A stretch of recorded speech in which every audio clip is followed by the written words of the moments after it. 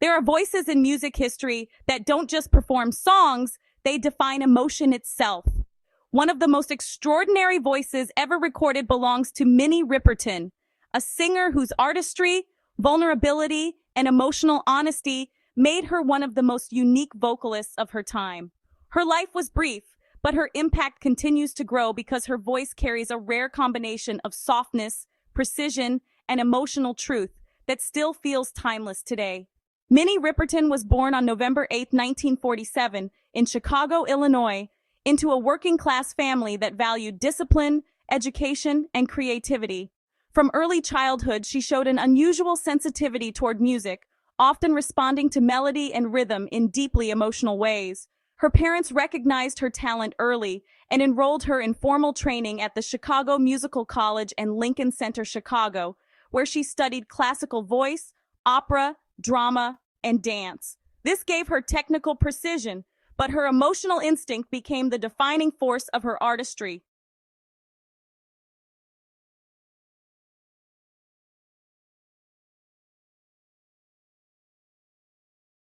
As she grew up, she was influenced by gospel, classical music, and the emerging soul movement of the 1960s. These influences shaped her into a singer capable of shifting between technical control and emotional vulnerability with ease. She began her career as a backup singer in Chicago studios, learning professional recording techniques and stage discipline before joining the psychedelic soul group Rotary Connection, produced by Marshall Chess.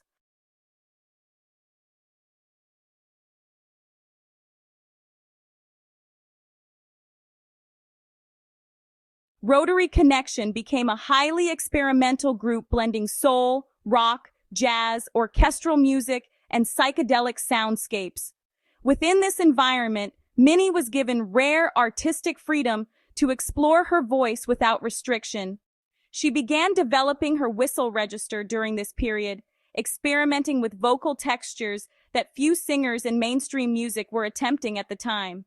Although the group never achieved major commercial success, it became influential in experimental soul and laid the foundation for her artistic identity.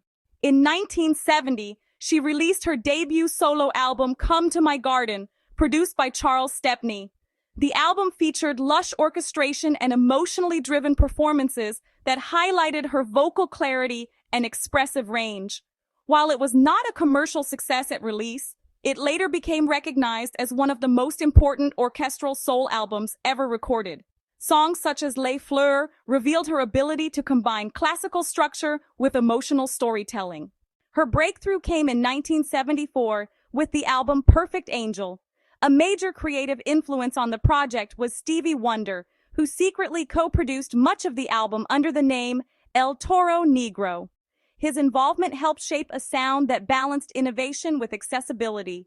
The defining moment was the song Lovin You, a minimal, intimate recording built almost entirely around her voice. Her whistle register at the end became one of the most iconic vocal moments in music history. The song reached #1 on the Billboard Hot 100 and made her an international star.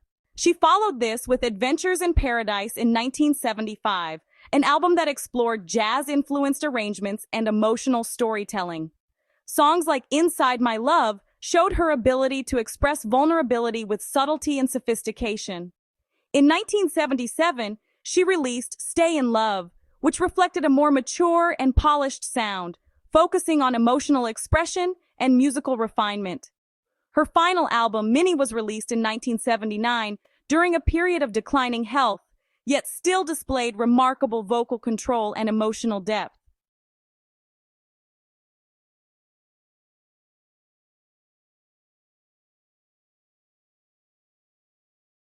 Across her career, she worked with key collaborators, including Stevie Wonder, Charles Stepney, and others who shaped her sound through production, orchestration, and innovation. She received a Grammy nomination for Lovin You, but her influence extended far beyond awards, as her vocal approach became a reference point for future generations.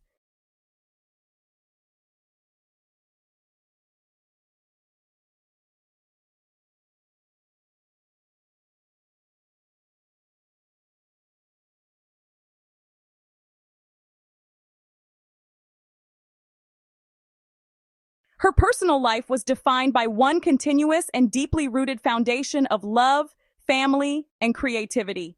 In 1970, she married songwriter and producer Richard Rudolph, forming a lifelong partnership that combined both romance and artistic collaboration.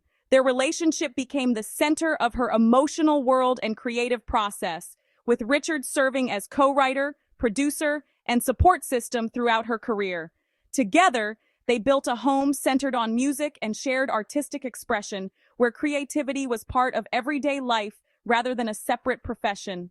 They had 2 children, a son named Mark and a daughter named Maya Rudolph. Minnie was deeply devoted to her family and maintained a nurturing, stable home environment even as her international career grew.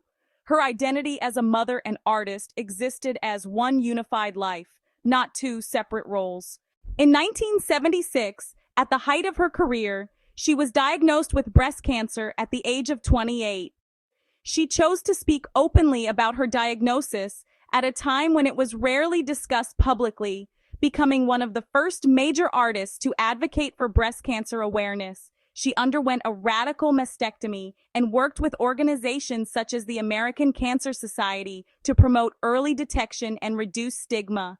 After treatment, she experienced a period of remission and returned to music with determination.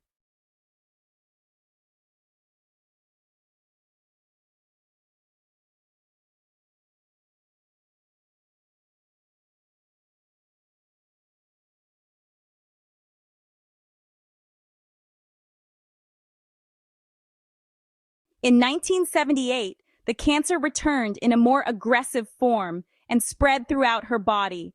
Despite her declining health, she continued recording and completed her final album while spending increasing time at home with her family. Her final months were centered on emotional presence and closeness with loved ones rather than public life. On July 12, 1979, she passed away at the age of 31, surrounded by her family. Today, her influence continues to shape modern music, especially among vocalists who value emotional expression and vocal experimentation. Her whistle register, phrasing, and emotional delivery have influenced generations of singers across soul, R&B, neo-soul, and pop. Her work remains a foundation for artists who prioritize honesty and emotional connection in performance.